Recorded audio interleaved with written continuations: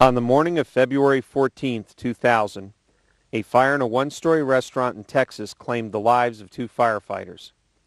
At the request and under the sponsorship of the National Institute for Occupational Safety and Health, NIOSH, NIST has examined the fire dynamics of this incident. NIST has performed computer simulations of the fire using the newly developed NIST Fire Dynamics Simulator and SmokeView, a visualization tool, to provide insight into the fire development and thermal conditions that may have existed in the restaurant during the fire.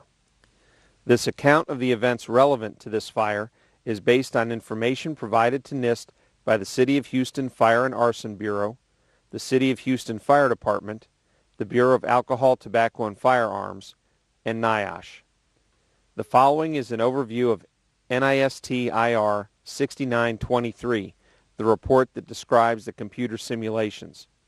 For more details on the incident and on the fire department response, please refer to NIOSH Report F 2013. The restaurant was constructed with masonry exterior walls, wood stud interior walls, wood roof trusses, a plywood roof deck, and a built-up roof covering. A suspended ceiling with drop-in tiles and fluorescent light fixtures was used in most of the restaurant. A play area located in the front of the building, side A, or the south side, and the interior glass wall separating it from the rest of the building are not shown.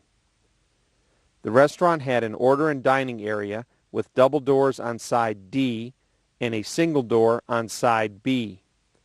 Restrooms were located in the rear of the dining area. The dining area was separated from the kitchen by a counter.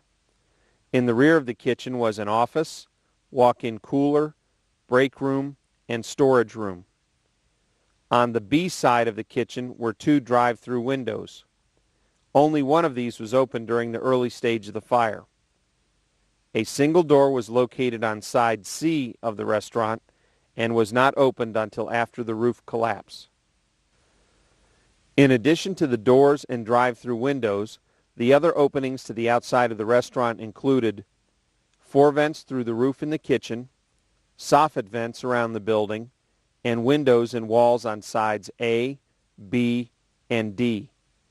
The doors and windows shown are those that were opened early in the fire and influenced the outcome.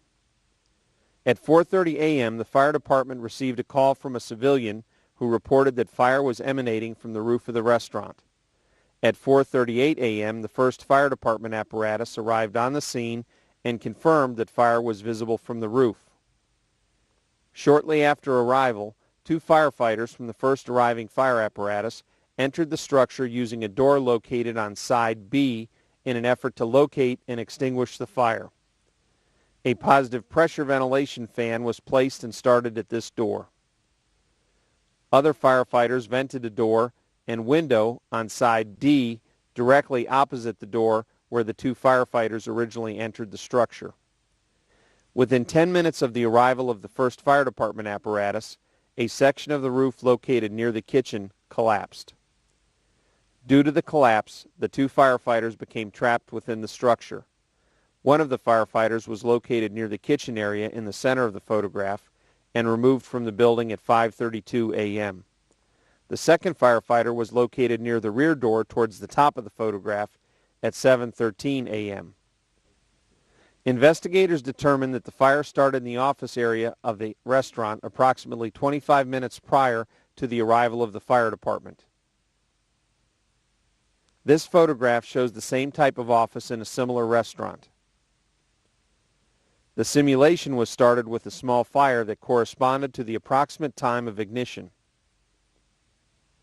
The fire involved the office and spread out the office door into the restaurant. The fire also penetrated the suspended ceiling and spread into the attic.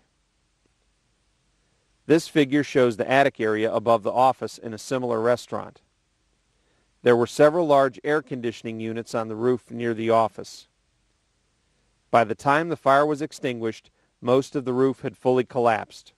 The air conditioning units can be seen inside the building. A portion of the roof towards the A side of the restaurant did not fully collapse during the fire. This study uses two computer programs developed by NIST. The Fire Dynamics Simulator, or FDS, is a physics-based program that predicts temperatures and fire behavior and has been demonstrated to predict the thermal conditions resulting from a fire.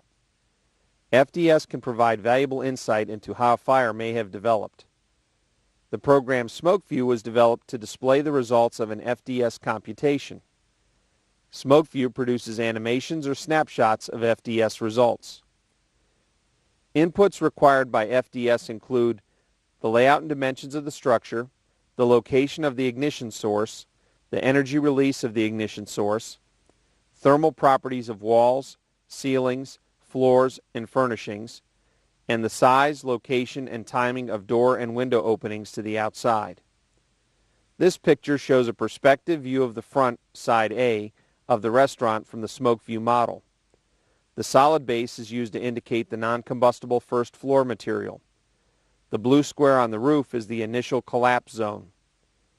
Removing the roof reveals the wood trusses shown in green. Removing the trusses, the 4 square vents from the kitchen can be seen along with the red square indicating where the fire from the office penetrated the ceiling.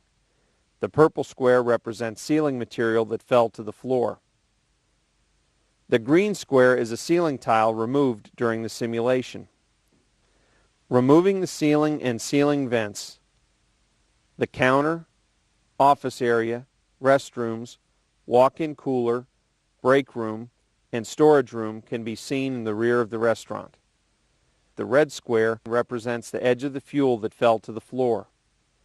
The blue square on the left is the door the hose team entered, and the blue squares on the right are the double doors and window on side D that were opened during the fire.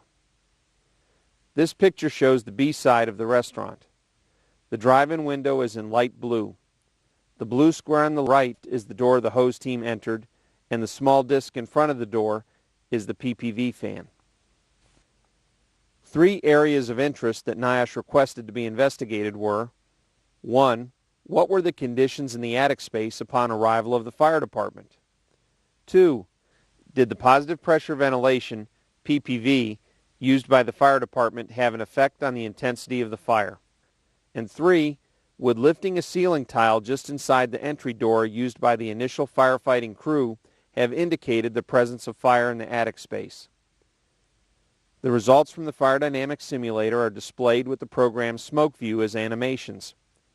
The simulation time is shown in the lower left, and the bar at the bottom shows the progress of the animation.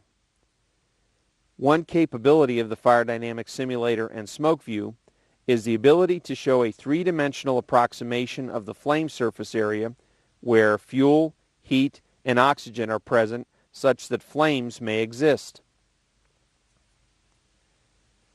From the inside of the restaurant, the flames can be seen in the office as the fire begins.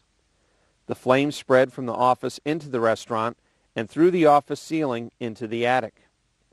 At about 17 minutes into the simulation, the time of the 911 call, flames appear to recede from the area outside the office, which indicates that most of the fuel in the office has been consumed and the main flow of fire gases was into the attic. The simulation ends just after roof collapse with flames once again visible in the restaurant. The FDS simulation does not predict the roof collapse, so a hole in the roof was created at a time based on information provided by the City of Houston Fire and Arson Bureau, the Houston Fire Department, and NIOSH. Viewing the restaurant from the outside, flames become visible below the roof overhang at about 6 1/2 minutes. Although the simulation uses simple linear soffit vents around the building, the appearance of flames agrees with photos taken at the fire scene. Viewing the restaurant from above with the roof removed, the flames can be seen entering the attic from the office and spreading throughout the attic. As the simulation progresses, there are no flames visible in the attic since the oxygen concentration is too low to support flaming combustion.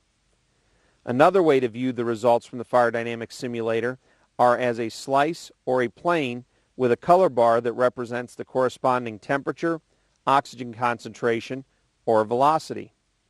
Again, looking at the restaurant from above with the roof removed, the oxygen concentration in the attic starts at approximately 21%. By 20 minutes, the time of fire department dispatch, the oxygen concentration is extremely low throughout the attic. This view shows the attic temperature in degrees Fahrenheit. Once the fire reaches the attic above the office, the temperature rises throughout the attic as the roof trusses become involved. The area of the roof collapse experienced the highest sustained temperatures. The approximate time the fire department arrived on the scene was 25 minutes into the simulation. These results show high temperatures in the attic with low oxygen concentration, so flames in the attic would have been limited. There would, however, have been flames visible around vents in the roof.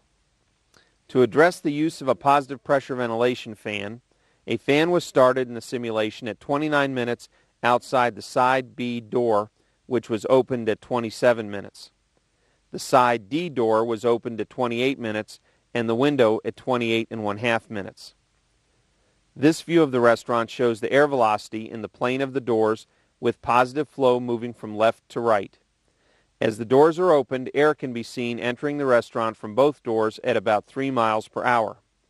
The principal airflow path generated by the fire would have been from the front of the restaurant, into the office, through the ceiling above the office, into the attic, and through vents in the roof to the outside. When the fan is started, the flow moves from left to right at about 20 miles per hour, with some of the flow going through the building and exhausting from the door on side D. This graph shows the heat release rate from the fire. The operation of the fan has little impact on the fire intensity. Most of the air movement from the fan would have been across the front of the restaurant. The final question raised by NIOSH was if the first firefighting crew in the building had removed a ceiling tile near the door, would they have observed the fire in the attic?